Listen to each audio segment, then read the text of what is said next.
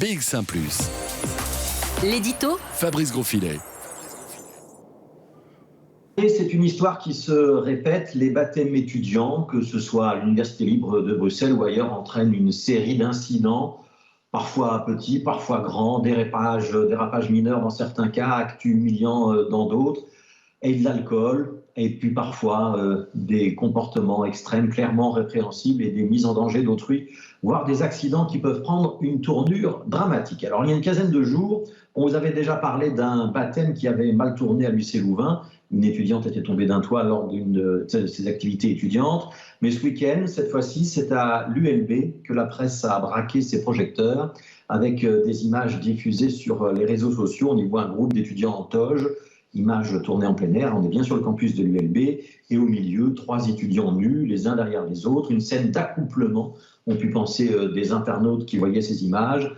Mais les spécialistes du folklore étudiant affirment que c'est plutôt un affront aqueduc. Donc on fait glisser de la bière sur le dos de l'étudiant du dessus pour que celui du dessous la récupère et puisse la boire. Alors c'est pas glorieux, au risque de passer encore pour un père la pudeur, un pisse-vinaigre, un rabat-joie. Je ne comprends pas l'utilité de devoir ingurgiter de la bière qui a transité sur la peau d'un camarade, ni la nécessité de devoir exposer mes parties intimes à la collectivité. Et moi, encore, j'aime beaucoup la bière, mais l'idée qu'elle ramasse la sueur d'un autre avant de l'avaler est plutôt de nature à me dégoûter. Ce lundi matin, le cercle étudiant qui s'est livré à cette démonstration a donc été convoqué par les autorités de l'Université libre de Bruxelles. Il se défendra sans doute en précisant que les étudiants incriminés n'étaient pas des bleus, le surnom qu'on donne aux étudiants de première année, et que donc tous les participants étaient clairement consentants pour cette activité. Du côté de l'ULB, on vérifiera qu'on a bien respecté la charte qui encadre les activités folkloriques et on se posera peut-être la question de savoir si une telle scène sur le campus n'était pas une atteinte aux bonnes mœurs. De l'autre côté, on va rester sur la position qu'on a déjà exprimée il y a 15 jours dans cet éditorial, celle d'une incompréhension grandissante vis-à-vis de ce folklore quand il mélange la promotion de l'alcool à haute dose, l'humiliation plus ou moins consentie de jeunes recrues, l'atteinte à la dignité humaine et les allusions répétées au sexe et à des positions sexuelles qui, dans le moins qu'on puisse dire, qu'elles ne sont pas le reflet d'une sexualité librement consentie et sur le respect du sexe féminin.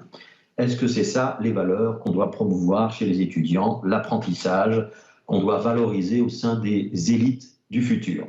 Ces dernières semaines, sur BX1, dans toujours plus d'actu, notamment, on a tenté à plusieurs reprises d'organiser un débat sur ces questions-là. Mais les autorités de l'ULB et les cercles étudiants ont à chaque fois refusé d'y participer. C'est la culture du silence, le refus du débat ou une petite gêne peut-être, on ne sait pas.